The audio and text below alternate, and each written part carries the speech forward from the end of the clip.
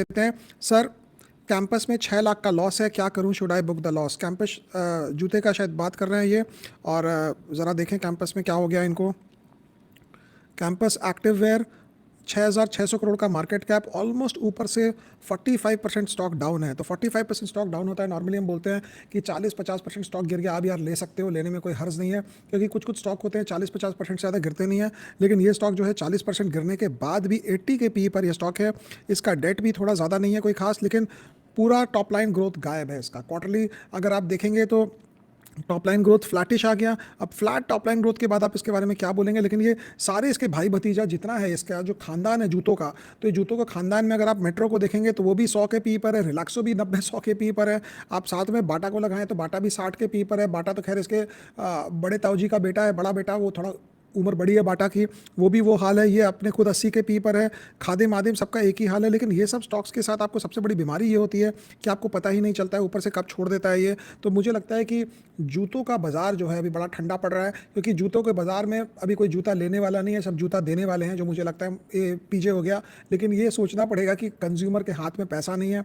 Discretionary spending में आदमी बोलता है अरे यार जूता अभी तो चलेगा, अभी 6 महीना और चलाते हैं, बाद में खरीद लेंगे। जूता जो है वो कंपल्सिव बाइंग में नहीं आता, उस कारण स्लो डाउन है इसमें। अगर मैं इसको लंबे तौर पर देखूं, इसका लॉन्ग टर्म हिसाब से क्या कर रहा है, तो कैंपस शूज़ की बात हो रही है।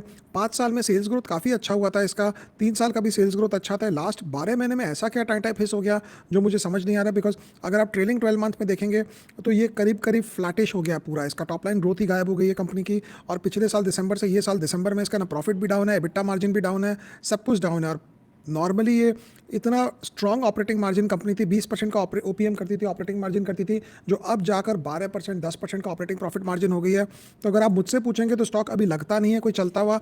लेकिन अगर 50% गिर जाए फ्रॉम द टॉप, तो हमारी थ्योरी आपको पता है क्या है कि कोई भी अच्छी कंपनी अगर 50% फ्रॉम द टॉप गिर जाए तो आप ले सकते हैं। लेकिन कैंपस में बीच में पब्लिक भी बहुत फंसी थी इसमें, और पब्लिक मेरे को लगता है सब फंसी हुई है, कोई निकलने का किसी को मौका ही नहीं मिला होगा इस स्टॉक के अंदर से। बट कई बार क्या होता है, आपको स्टॉक जो है खराब रिजल्ट्स पे लेना पड़ता है, अच्छे रिजल्ट पे बेचना पड़ता है। बाइंग इनकी चल रही है थोड़ी बहुत, एक दो बड़े बड़े इंस्टीट्यूशंस की, बट बियॉन्ड दैट इसमें मुझे लगता नहीं और कुछ खास है। तो आपको ये ज़रूर देखना पड़ेगा कि ऐसे जो स्टॉक्स होते हैं जहाँ पे आप कुछ भी कर लें, जितना भी आप दिमाग लगा लें, जब तक उसका रिजल्ट नहीं आएगा उसको चलना मुश्किल होगा। नेक्स्ट क्वेश्चन लेते हैं अनुराग का। अनुराग